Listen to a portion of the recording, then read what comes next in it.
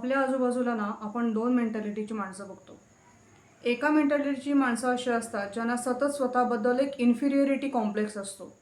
म्हणजे त्यांना असं वाटत असतं की मी आयुष्यात येऊन काही फायदाच नाही झाला, म्हणजे माझा जन्म घेऊन काही फायदाच नाही झाला, किंवा माझा जन्मच वाया गेला, माझा कोणाला काही उपयोगच नाही, मी काहीच करू शकत नाही, माझ्या आयुष्यात काहीच मी करू शकत नाही, मी प्रत्येक गोष्टीत असफलच होणार किंवा असफलच होत आलेलो आहे, माझ्याच्यानं कुठलीच गोष्ट साध्य होणार नाही. अशा मेंटॅलिटीची एक माणसं असतात. दुसऱ्या मेंटॅलिटीची माणसं अगदी 180 डिग्रीचे विचारसरणीची, म्हणजे मला कुठलीही अडचण येऊ दे, त्या अडचणींवरती मी मात करायला तयार असेल. माझ्या आयुष्यात स्वतःचा तर मी उद्धार करेनच, पण सोबत माझ्या आजूबाजूला ज्यांना गरज आहे माझी त्यांनासुद्धा मदत करेन, त्यांच्या आयुष्याचा सुद्धा उद्धार करेन. माझा जन्म मी सार्थकी लावेन. म्हणजे कुठलीही अडचण माझ्यासमोर येऊ दे, कोणतीही समस्या माझ्यासमोर येऊ दे, त्या अडचणींवरती किंवा त्या समस्येवरती तोडगा काढून, त्या समस्येवरती उपाय काढून मी पुढं वाटचाल करणार. ही दुसरी मेंटॅलिटीची माणसं. म्हणजे एकदम टोकाच्या मेंटॅलिटीज आहे. एक ग्रुप म्हणतो की मी काहीच नाही करू शकणार, आणि दुसरा ग्रुप म्हणतो की मी सगळं काही करू शकेन. मी प्रत्येक समस्येवरती मार्ग काढेन, प्रत्येक अडचणींवरती मात करेन. अशी ही बरोबर दोन वेगवेगळ्या टोकाच्या मेंटॅलिटीची माणसं. मग हा इतका फरक का? काय कारण आहे याच्या मागे? सगळ्यात महत्त्वाचं कारण आहे म्हणजे आत्मविश्वास.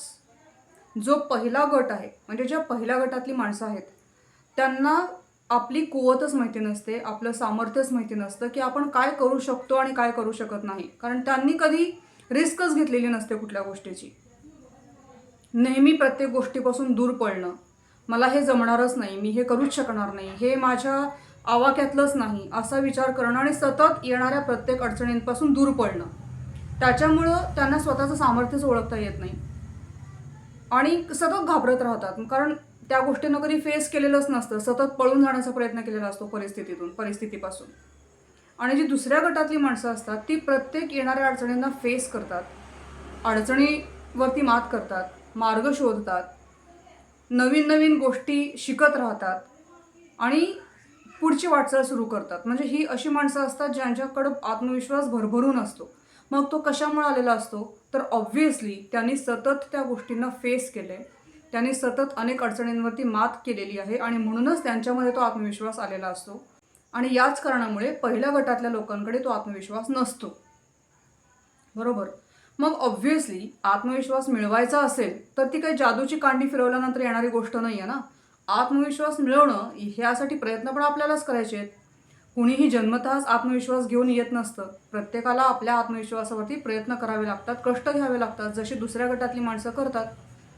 मग जर पहिल्या गटातल्या लोकांना सुद्धा आत्मविश्वास मिळवायचा असेल आणि जर तुम्ही त्या गटामध्ये असाल तर तुम्हाला येणाऱ्या अडचणींवरती मात करायला यायला शिकलं पाहिजे. प्रत्येक अडचणीतनं सोल्युशन कसं काढायचं या गोष्टीचा विचार करणं शिकलं पाहिजे. परिस्थितीतून पळून न जाता त्या परिस्थितीला फेस करणं.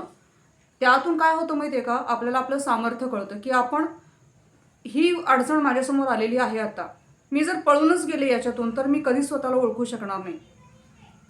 आणि जेव्हा आपण त्या गोष्टीला फेस करतो, जेव्हा त्या अडचणींवरती मार्ग काढतो, त्यावेळेला आपल्याला आपलं सामर्थ्य कळत जातं की अरे हां, हे तर मी पण करू शकते.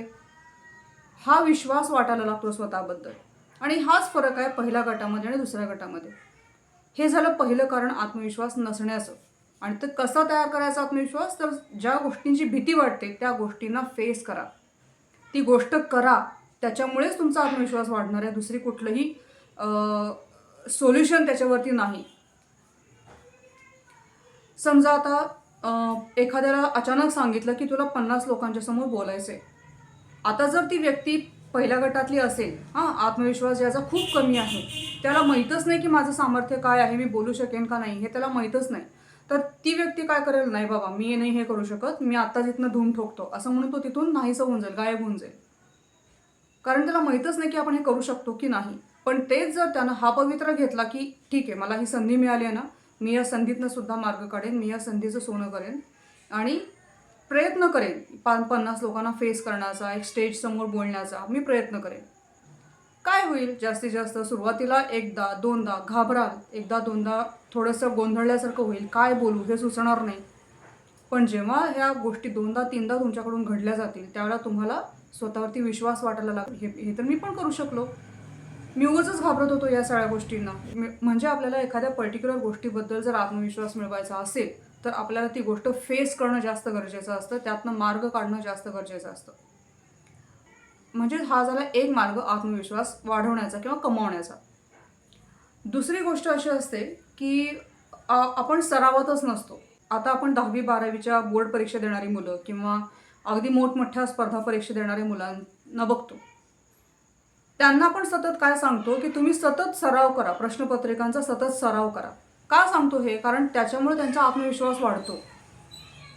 बरोबर. अनेक प्रकारचे प्रश्न सोडवले असल्यामुळं जेव्हा ते फायनल एक्झाम देतात, त्यांना हे जाणवतं, की हे प्रश्न आपण सरावाच्या वेळेला सोडवलेले होते आणि याचं उत्तर हे होतं.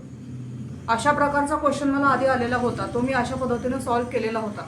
बरोबर. म्हणजे आत्मविश्वास मिळवण्याचं किंवा कमावण्याचं दुसरं सोल्युशन किंवा दुसरा मार्ग काय, की सततचा सराव करणं. या 2 गोष्टींमुळेच फक्त आत्मविश्वास वाढू शकतो आणि कुठलंही कारण किंवा आणि कुठलाही मार्ग नाही आहे आत्मविश्वास वाढवण्याचा माझ्या मते तरी. क्रिकेट प्लेयर्स असतील, फुटबॉल प्लेयर्स असतील, त्यांचा ग्राउंडवरती जो आत्मविश्वास दिसतो ना आपल्याला, तो याच्यामुळेच दिसतो की त्यांच्या सततच्या सरावानं त्यांना ती प्रॅक्टिस झालेली असते. सतत सराव करत असतात. बघा तुम्ही, सतत सराव करत असतात. कोणताही प्लेयर बघा, इतका सराव केलेला असतो की त्या सरावामुळे त्यांचा आत्मविश्वास वाढलेला असतो. सो आत्मविश्वास मिळवायचा असेल किंवा तो वाढवायचा असेल तर ह्या 2च मार्गाने तो वाढतो. एक तर स्वतः त्या गोष्टीला फेस करा. ज्या गोष्टीची भीती वाटते त्या गोष्टीला स्वतः फेस करा. कारण त्याशिवाय तुम्ही तुमचं सामर्थ्यच ओळखू शकणार नाही. आणि दुसरं सततचा सराव करा.